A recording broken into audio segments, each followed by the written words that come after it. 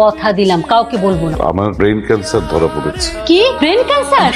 কারণ সবাই জেনে যাবে। এত বড় কথা তুমি ওদের কাছ থেকে লুকাতেই চাচ্ছ কেন? তুমি বুঝতে পারছো না, আমার ছেলে তিনটার এখন ক্যারিয়ার করার সময়। এখন যদি ওরা জানতে পারে আমার ক্যান্সার, ওদের ক্ষতি হয়ে যাবে, জানানো যাবে না। আমি 2 দিন বাঁচি 4 দিন বাঁচি, আমি সবার হাসি মুখ দেখে যেতে চাই। তোমার যেটুকু টাকা জমানো আছে, আমার যেটুকু গয়না আছে, সেগুলো দিয়েই চিকিৎসা করাও। হবে না ওগুলো দিয়ে। আমি এখন লাস্ট স্টেজে আছি, তার চেয়ে ওই টাকাগুলো থাকলে না কোনো না কোনো সময় কোনো ছেলের বিপদে কাজে লাগবে। আমার কি হবে একবার ভেবে দেখেছো? যার 3-3টা ছেলে আছে তার কিসের চিন্তা বলো? তুমি দুশ্চিন্তা করো।